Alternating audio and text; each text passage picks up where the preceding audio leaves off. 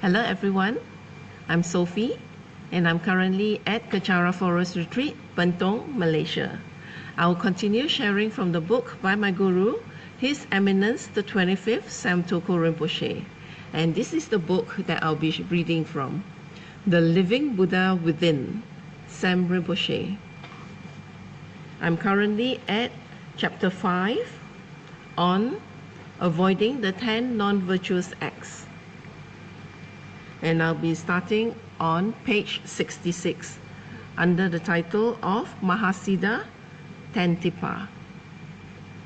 And I'll share a Buddha picture with you while I'm reading.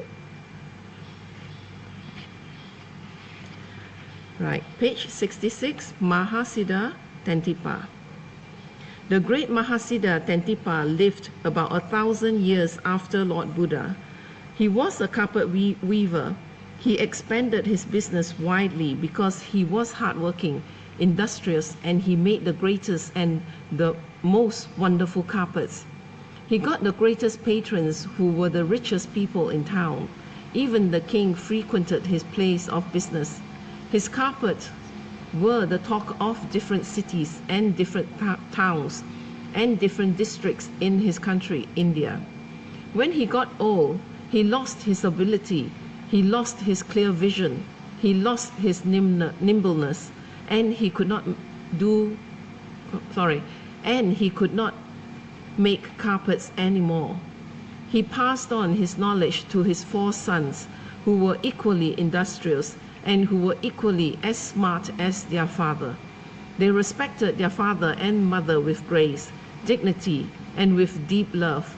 They worked at their business very successfully, and it grew more and more and became even more successful than their father had ever been in his life. In front of the shop, they displayed their carpets, and at the back was where they worked. And way at the back, there was a jasmine garden, and where their living quarters were. They had a big compound. When their father became old and unable to work, out of respect, they kept their father in front near the display area. Lots of customers would come and their father would sit there quietly while their sons talked and advertised and showed samples to the customers. After a while, the sons got married and each of them brought their wives home. It was the custom in India to bring the wives home, and the wives were equally hardworking, industrious, and respectful to their in-laws.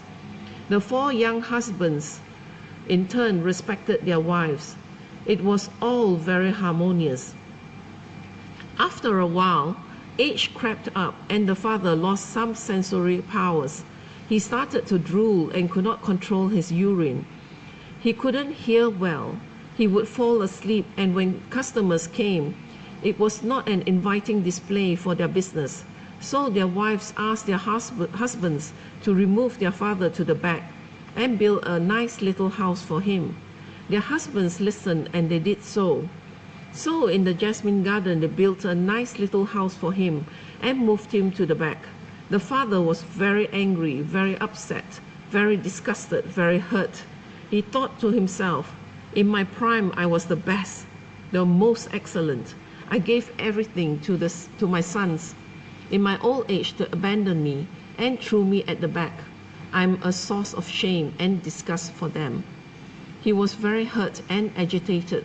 He became a very frustrated and angry person. He was in his 70s. One day, a mendicant came along. He was actually a realized person. In Sanskrit, they are addressed as Mahasiddha, the clean one, or the great attained one. This Mahasiddha came, and it was common in a Buddhist country that the Mahasiddha comes and begs at the door. He stood at the door, and the 4 wives immediately loved it. It was an honor to offer food to this mendicant monk, this teacher. They invited him in and washed his feet, touched their heads to his feet, and offered him delicious food, and waited on and served on him. Then he gave them a talk on Dharma, and they asked him, "Please stay in our house for one night to honor our house and bless our place. Please stay." The mendicant said, "No, I'm not used to staying in comfortable places. I usually live in the forest, near the rivers, in trees, in caves." "Just for one night, out of compassion, stay with us," the 4 wives implored. He agreed out of his compassion, "But I will not sleep on a high, rich, comfortable bed." "Fine, we'll prepare a place for you to sleep in the garden." The 4 wives were excited, and they prepared a place for him in the garden. They invited this great yogi, this Mahasiddha, in and left him in the garden to do his prayers. When the Mahasiddha was meditating in the night, he heard a kind of grumbling and a kind of growling. He went to investigate, and he saw a little house. He saw a decrepit old man inside the house, and he asked, "What are you grumbling about? What are you complaining about?" And the old man told him. The Guru asked him, "Would you like a method to get out of your suffering permanently?" The old man said, "Yes, I do." So the Guru and the old man spent that whole night without sleeping, and the Guru taught him about the avoidance of the 10 non-virtuous acts, the 4 opponent powers, and initiated him into the tantric circle of Havraja, which is very common in the holy Sakya lineage. From that day on, since he took the vow of avoidance of the 10 non-virtuous acts, the father stopped complaining immediately. He realized that the non-benefits. He went into a meditation on Havraja. He meditated for 12 years silently and quietly. Every single day, the 4 wives would take care of his food, wash and bathe him. They saw him as an ordinary father, an ordinary person, but they wondered why he was so quiet. One day, there was a commission for a particular wonderful carpet, and it was a very, very big sum that they had received for that carpet. They went to the patron's house and delivered the carpet and had a little celebration. During the celebration, the wives forgot about the father, and when they remembered, they gathered the food immediately and ran to the father's house. They were sure that the old man would start grumbling again, as they forgot to feed him his dinner. When the wives reached the hut, they saw an unusual little glow that was coming from the hut the father was living in. And when they looked in, their mouths were agape, and they dropped the trays of food. Around the father were 16 beautiful goddesses, not ordinary goddesses, with different types of savories and different types of curries. Maybe cheesecakes, in my case, 16 different types of cheesecakes. They surrounded the father and were taking the cheesecakes with their delicate fingers to put into the mouth of the Mahasiddha. The old man's body was like a 16-year-old youth. His body was like a polished mirror, bright and beautiful and shining, floating about in the air, receiving the beautiful delights. The wives ran back. They thought they were hallucinating, as if somebody put something in their drink at a party. They ran back to the party and said, "Hey, hey," calling their husbands. "Either we have gone mad or the old man has gone mad." Everyone ran back to witness, and the old man was floating in mid-air. The goddesses dissolved. The 16 goddesses were the 16 deities of the Havraja Mandala. The old man manifested as the Havraja deity and taught them Dharma, beginning with the 4 noble truths. And from then on, the father lived for a few more years teaching the Dharma. At the time of death, he was able to take a few hundred disciples with him without leaving his body behind. This old man flew into the sky with his Vraja and bell crossed, and with an entourage of his disciples who left their bodies to enter the Buddha fields. Immediately he flew up into the sky. That was the great Mahasiddha Tentipa. He started his meditational practices in his 70s. Anyone can do it, anytime. It is determination. The point of this is that one can achieve it anytime, if one has the determination, and the best time is now. Start now with Dharma, not outer Dharma but inner Dharma. Do not make a big noise. Put on all the party hats and run to the karaoke. Make communion with the 3 jewels. Make communion with Jesus. Make communion with Muhammad or with Krishna. Make communion with them and pray, and start with the avoidance of the 10 non-virtuous actions and the 4 opponent powers. The 3 types of karma. The 3 main types of karma and subdivisions. The 3 main types of karma are positive karma, neutral karma, and negative karma. Karma is the Sanskrit word for action or deed. Karma is just a word that has been used over and over, and even sometimes as a joke. Karma simply means action, good action, bad action, and neutral action. Good action is any action that benefits others and oneself.